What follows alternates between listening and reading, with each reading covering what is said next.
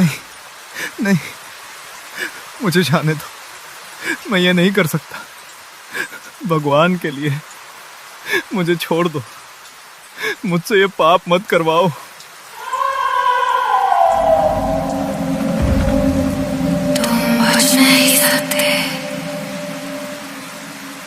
नहीं। हर गुनाह की एक कीमत होती है और रमेश ने तो अपनी आत्मा का ही सौदा कर लिया था। लेकिन ये सब शुरू कहां से हुआ? आइए चलते हैं 24 घंटे पीछे।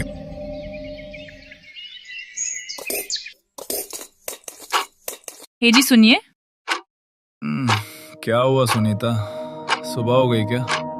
चाय चढ़ा दी है, दूध भी खत्म हो गया है, घर में खाने के लिए अनाज का एक दाना नहीं है।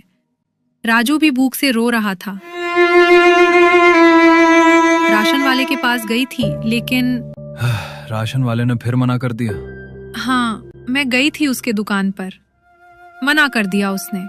कह रहा था पहले पुराना हिसाब चुकाओ तब उधार मिलेगा। अब घर में और कुछ नहीं है रमेश।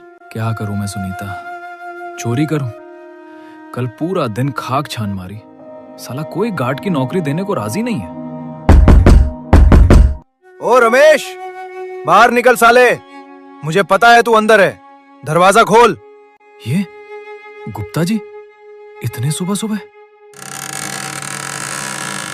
क्यों बे नवाबजादे, 3 महीने हो गए, किराया क्या तेरा बाप देगा ऊपर से आकर?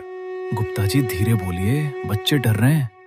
मैं हाथ जोड़ता हूँ, बस 2 दिन और, कहीं ना कहीं से इंतजाम कर दूंगा। 2 दिन? अरे पिछले 2 महीने से यही सुन रहा हूं। थू है तेरी जिंदगी पर। अरे गुप्ता जी, इससे क्या मांग रहे हो? जिसके घर में खाने को दाने नहीं, वो किराया क्या देगा? ओए रमेश, कान खोलकर सुन, अगर घर चला नहीं सकता तो मर्द कहलाने लायक भी नहीं है तू। क्यों सांसें खींच रहा है यूं बेकार?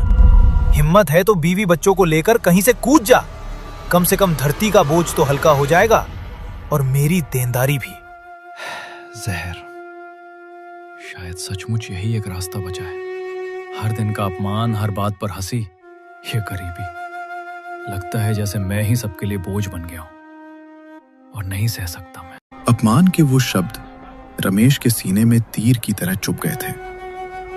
वो शहर की भीड़ में अकेला चल रहा था, लेकिन उसकी जेब में सिर्फ 10 रुपए थे और दिमाग में सिर्फ मौत का ख्याल था।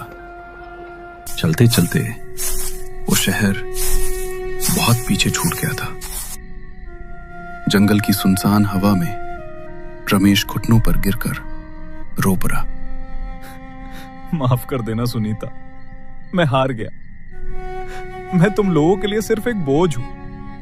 मेरे मरने के बाद शायद तुम्हें बीमा के पैसे मिल जाएं। शहर से दूर पुराने वीरान खंडरों में, जहां अमावस की रात का अंधेरा सबसे गहरा था, रमेश अपनी जिंदगी की आखिरी रात बिताने पहुंच चुका था। हे भगवान, अगर तू है तो अगले जन्म में मुझे जानवर बनाना, इंसान नहीं। इंसान की गरीबी जानवर की भूख से भी बदतर होती है। अलविदा सुनीता। रमेश अब जिंदगी से पूरी तरह हार चुका था। कांपते हाथों से उसने अपने पास लाई हुई रस्सी से फांसी का फंदा बनाया और धीरे से उसे पेड़ की एक मजबूत डाली पर डाल दिया। वो पत्थर पर चढ़ने ही वाला था कि तभी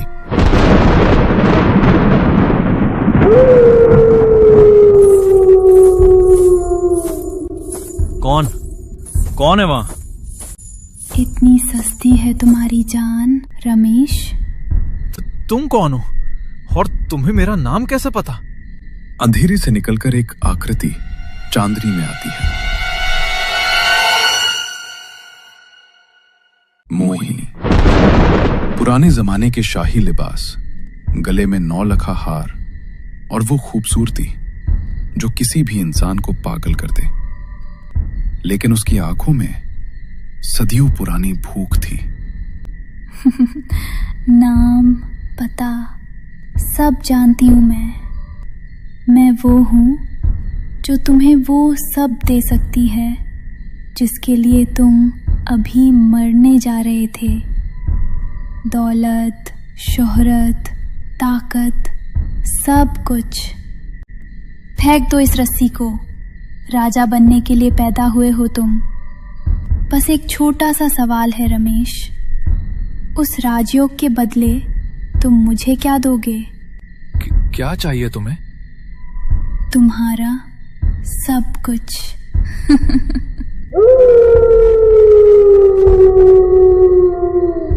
और उसी पल रमेश ने वो हाथ थाम लिया जो उसे नर्क तक ले जाने वाला था।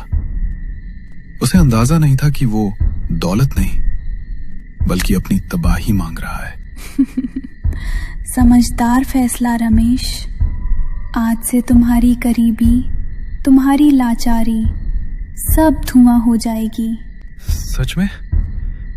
मैं आमिर बन जाऊंगा, लेकिन मुझे करना क्या होगा? और तुमने कहा था कीमत बहुत छोटी है। दिन तुम्हारा, रात मेरी।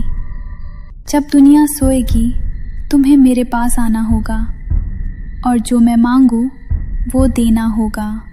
जो तुम मांगोगी?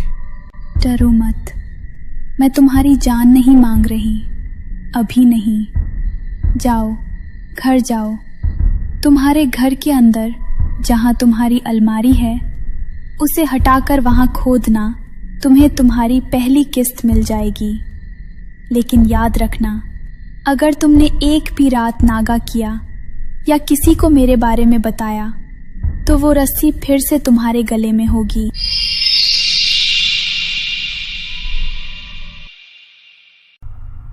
जैसे ही मोहिनी वहां से अचानक गायब हुई, रमेश कुछ पल तक स्तब्ध खड़ा रहा। फिर कांपते कदमों से वो घर की तरफ चल पड़ा। रमेश की जिंदगी अब एक बिल्कुल नए मोड़ पर पहुंचने वाली थी। अगली सुबह जब रमेश की आंख खुली, सपना? क्या वो सपना था? अलमारी के नीचे? पागल हो गया हूं मैं। भूख और गरीबी ने दिमाग खराब कर दिया है। भूत और खजाना? लेकिन अगर सच हुआ तो देखने में क्या जाता है? रमेश ने गहरी सांस ली और दोनों हाथों से अलमारी को पकड़कर पूरी ताकत लगा दी। लकड़ी की पुरानी अलमारी जमीन पर घिसटते हुए भारी आवाज में धीरे धीरे सरकने लगी। उफ, सालों से हिली नहीं है ये। फर्श तो यहां से कच्चा है।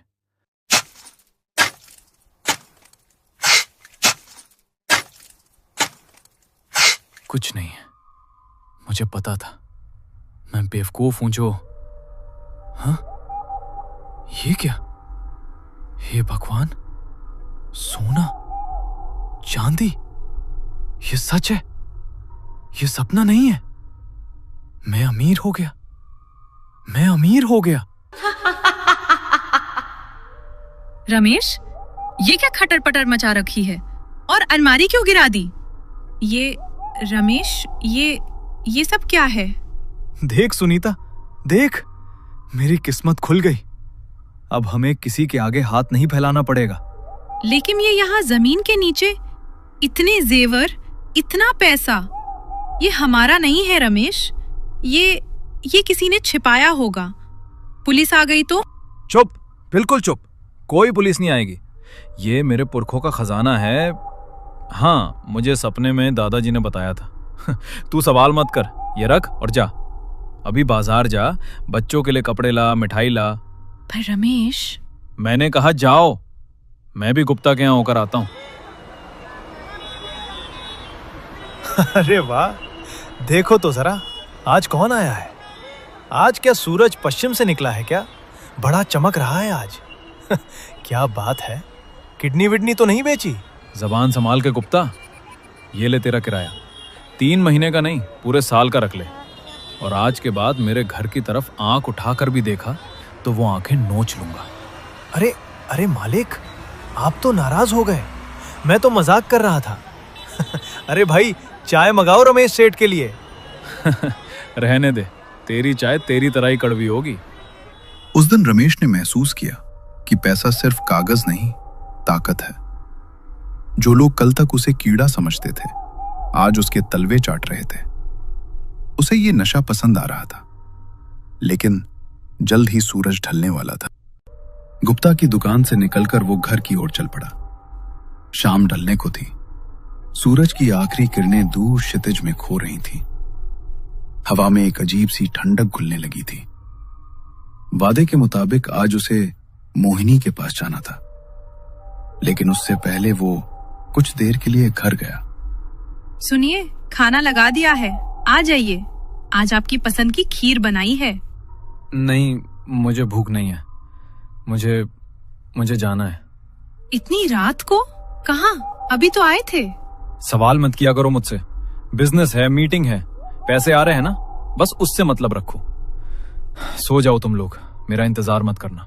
रमेश तेज कदम बढ़ाता हुआ जंगल के सुनसान रास्ते से होते हुए खंडहर की ओर चल पड़ा, जहां आज उसकी पहली मुलाकात मोहिनी से होनी थी। वक्त के पाबंद हो तुम, मुझे अच्छा लगा। सब सच हो गया। गुप्ता, राशन वाला सब मेरे पैरों में थे। तुमने तो सच में मुझे राजा बना दिया। अब बताओ, आज क्या करना है? तुम्हें क्या चाहिए? मेरी ताकत रक्त से चलती है रमेश। मुझे भूख लगी है। रक्त? रमेश को लगा था कि उसकी लॉटरी लग गई है, लेकिन उसे अंदाजा नहीं था कि उसने साक्षात मौत को न्योता दे दिया है। अब इम्तिहान की घड़ी है। क्या रमेश अपने हाथों को खून से रंगेगा? क्या लालच उसकी रूह पर कब्जा कर लेगा, या उसका ज़मीर उसे रोक लेगा? इन सवालों का जवाब छुपा है अंधेरे की अगली रात में। जानने के लिए देखिए मोहिनी पार्ट 2।